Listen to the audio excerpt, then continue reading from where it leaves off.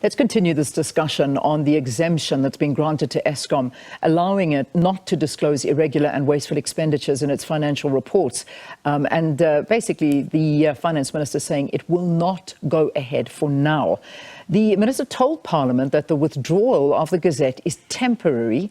This decision has been welcomed by the Auditor-General, Tsakani Maluleke.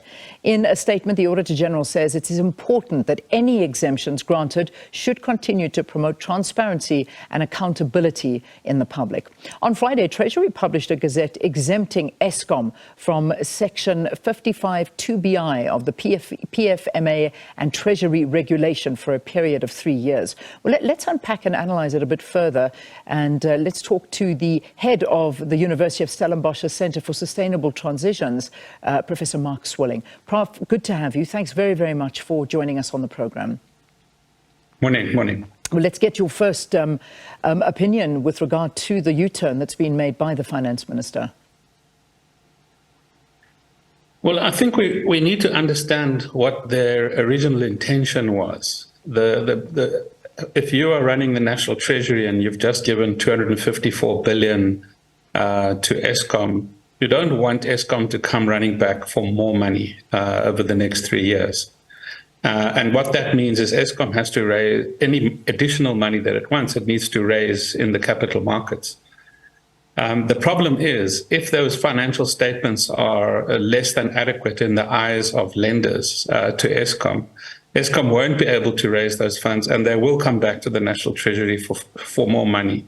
And that's really what National Treasury was trying to protect itself against, and allowed this exemption. They didn't provide any explanations. The MPs yesterday made it clear, why didn't you communicate? Why didn't you explain this to us? So it was badly handled, and there was a massive public reaction across the board.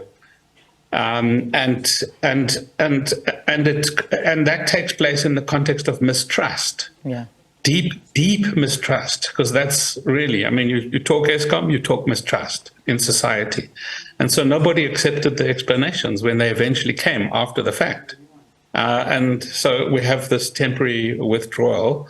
But what's clear is that the Auditor-General is in the mix now, and hopefully they'll find some way of making sure that Eskom's financial statements don't continue to reproduce year after year past misdemeanors. Yeah. Do you think that the Auditor-General should have been included from the beginning? Because obviously, speaking to the chairperson of the committee just a couple of minutes ago, he was saying that it wasn't necessary, that they didn't have to have any sort of conversations with the Auditor-General, just with Eskom's independent auditors, which is what the minister said that they had done.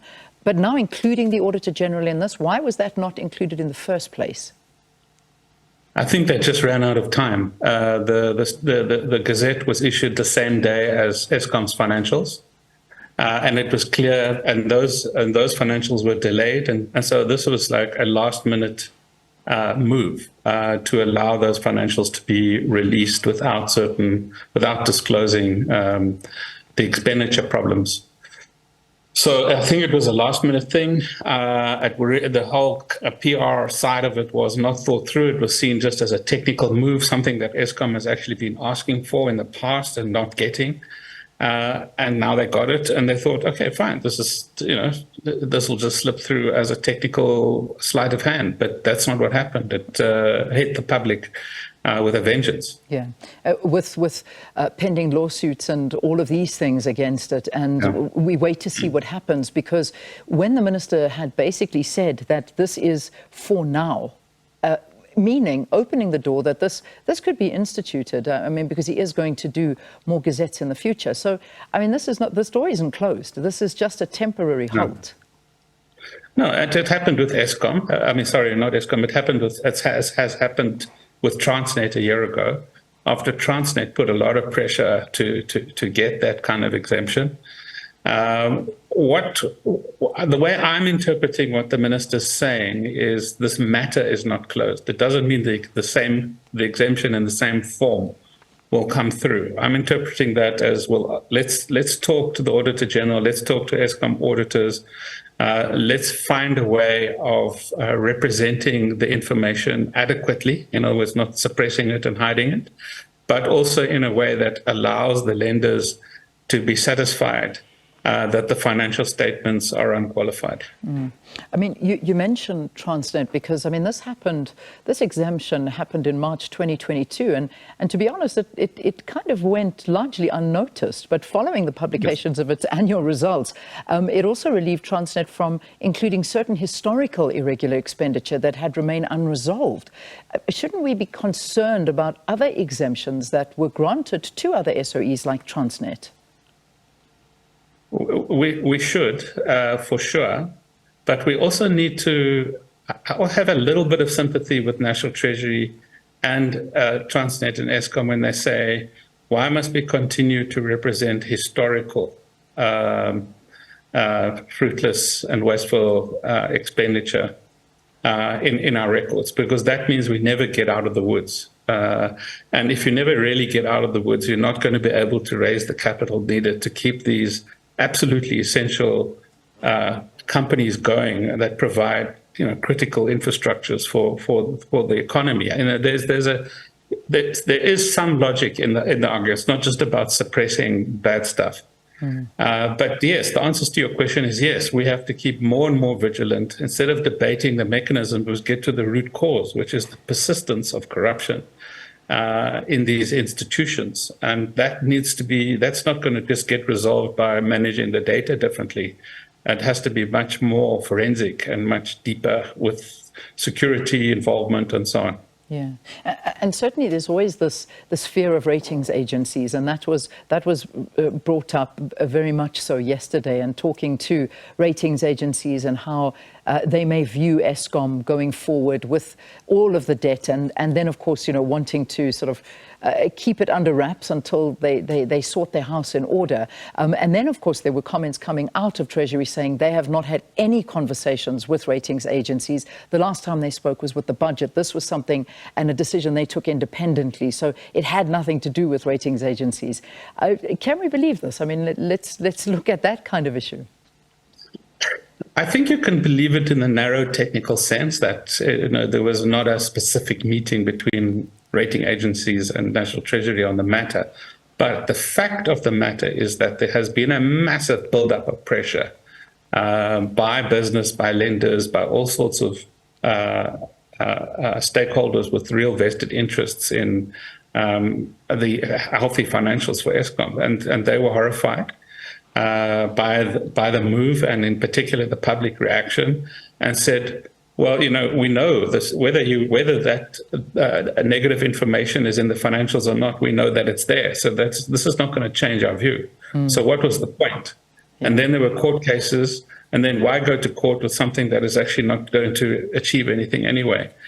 A bit like the disaster regulations. Why go to court to defend something that you're not actually going to be using? Yeah, and that's my final question to you. In fact, you preempting it. All of these things are happening, and you talk about the disaster, the state of disaster, now with regard to everything coming with Eskom, and there was a huge issue that was made about government putting in that state of disaster on the energy crisis, and then yesterday gazetted it and said it's over. Within less than a month. And then, of course, I mean, we're talking about, what happened with the gazetting with Eskom as we're having this conversation, which was just a few days ago. And now that's being reversed. What is going on?